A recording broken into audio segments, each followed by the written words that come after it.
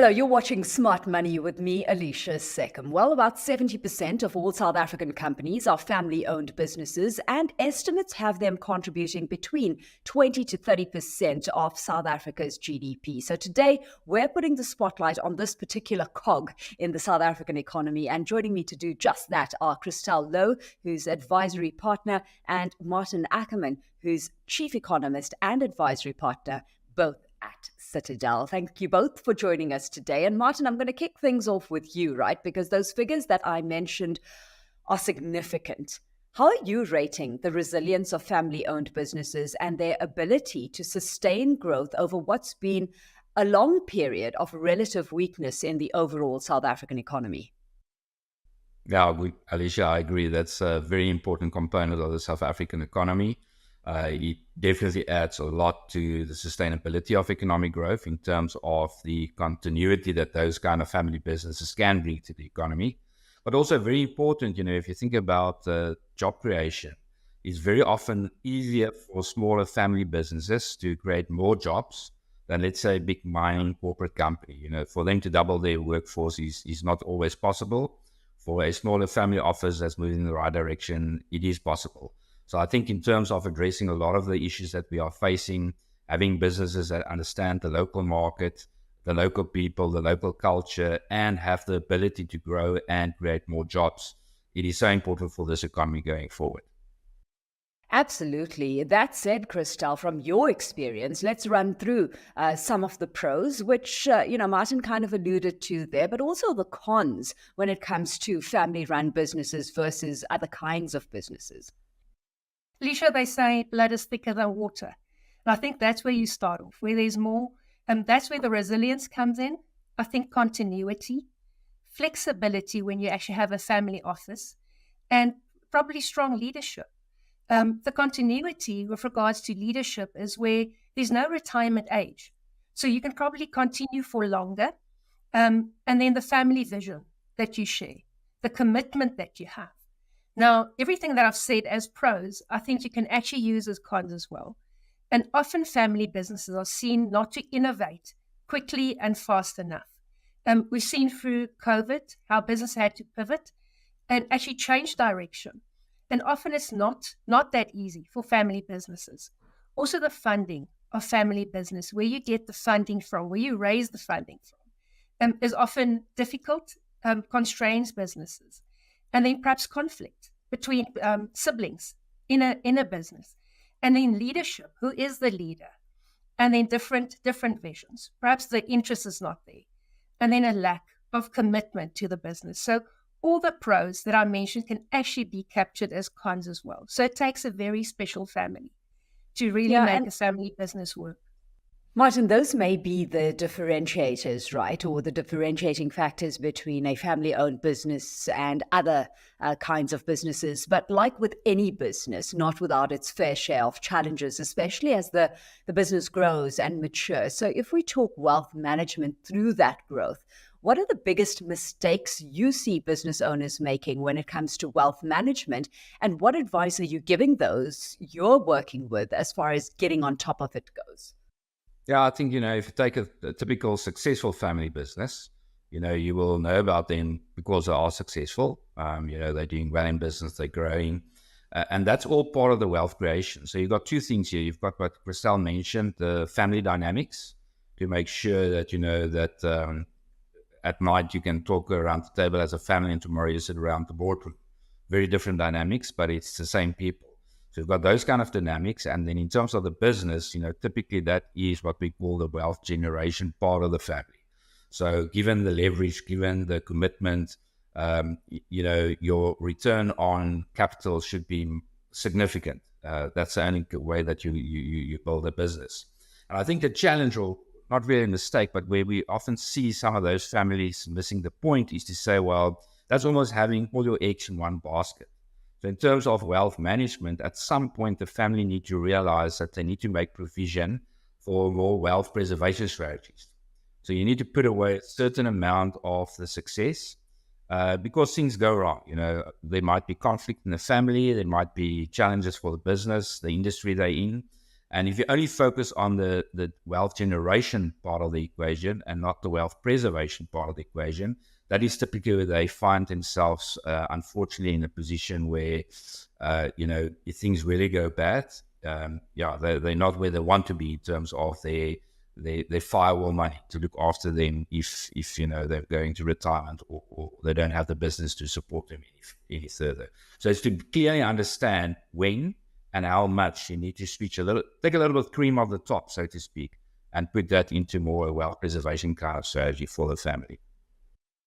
Christelle, I've got to ask, misperception or reality that family businesses often struggle to separate their personal finances from their business funds? I think, unfortunately, there's a reality.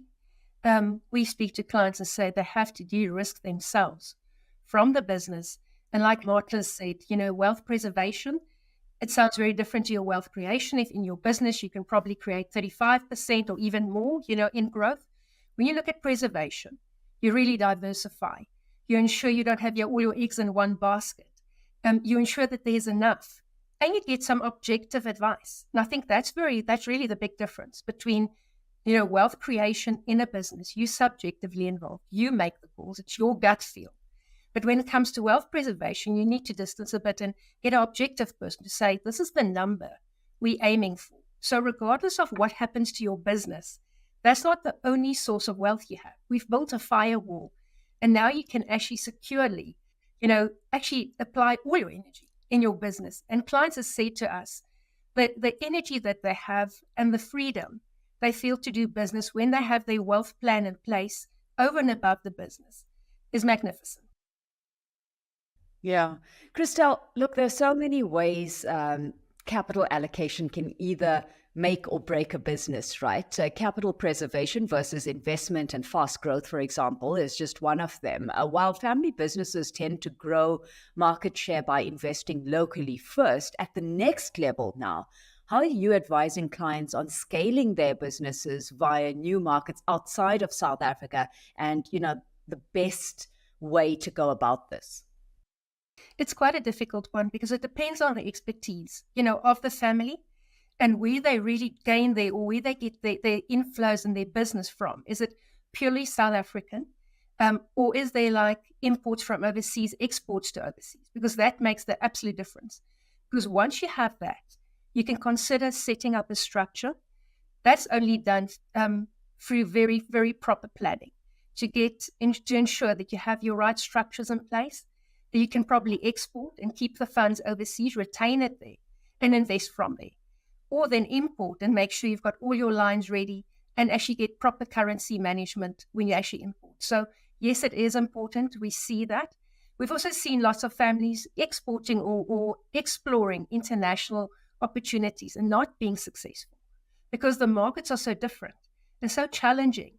As South Africans, I think we're very spoiled in terms of our ability to create business and the freedom we have to do that despite the compliance and regulation that we experience. Yeah, because of course, Maarten, that kind of success and growth means increased complexity, right? So what's the best way to navigate expanding across borders and diversifying operations to meet new markets in your books if we're going to see these businesses maximize some of those growth opportunities in what is still very uncertain market conditions? Yeah, I think Christelle alluded to that.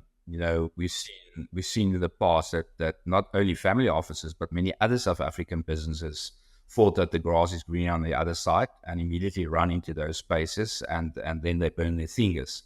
And especially for a family office, because remember, a family office, like you said, is a tight-knit family around a table. So they know and they trust each other. The minute you go into other markets, now you need to find partners that you haven't dealt with before. So suddenly the nature of the business changed overnight. So I'm not saying it's not possible, but you need to be very, very sure about the challenges that brings to the overall business to actually go into a different market. And again, I think they're having the right partners, because then it's non-family partners, so to speak, is very important, and make sure that you address all the risks. Now, again, having the right structure in terms of, let's say, a family trust globally, company structure in between, all of that can help a lot in terms of smoothing out the management of the business.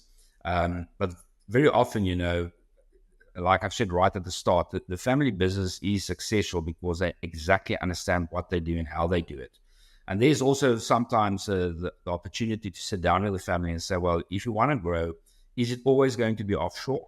Or is there even local opportunities that you haven't thought about where you can actually get the growth that you're looking for?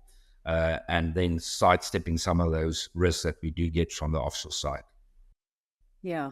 And Maarten, I'm going to come back to you in just a bit when it comes to, externalizing some of the controls that have a handle on the business. But Christelle, first up, with so much of a focus on growth through the now, do these businesses place enough of a focus on succession planning for the future? Because there are essentially two sides of the coin here, right? On the one side, you've got how can the business owner prepare his or her children to take over the reins? And then on the other, perhaps a harsher reality, what happens if your children don't want to take over the business in the first place?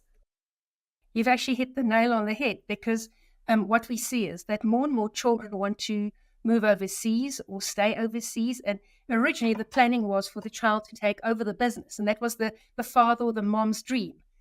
To actually integrate their children into their businesses. I think it's important to ensure that if you're a business owner, and that's your planning, to make sure that that's aligned with your children's thinking as well, and that they buy in to taking over the business.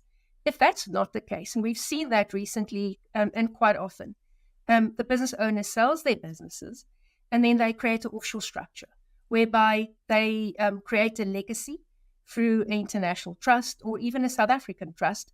But a South African trust is not as valuable any longer if you have beneficiaries that lives overseas. And that's why I'm mentioning the offshore trust structure. So legacy can be created by selling the business and then ensuring that the funds are invested for the benefit of your children. Yeah.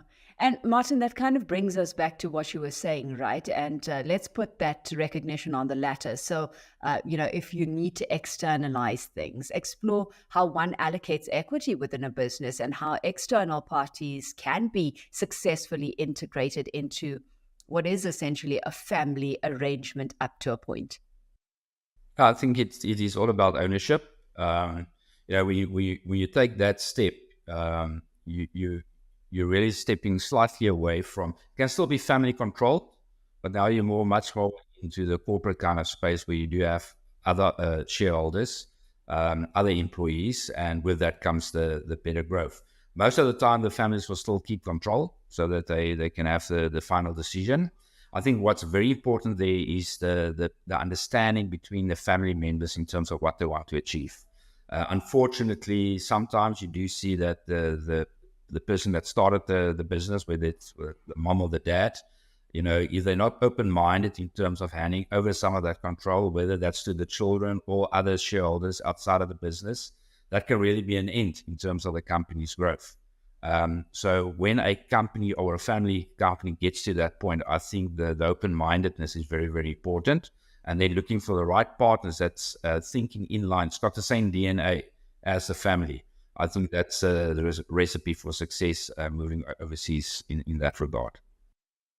Absolutely. Well, thank you both for having shared those nuggets with us today. It's been a pleasure catching up with the two of you. Christelle Louw is advisory partner and Maarten Ackerman, chief economist and advisory partner at Citadel.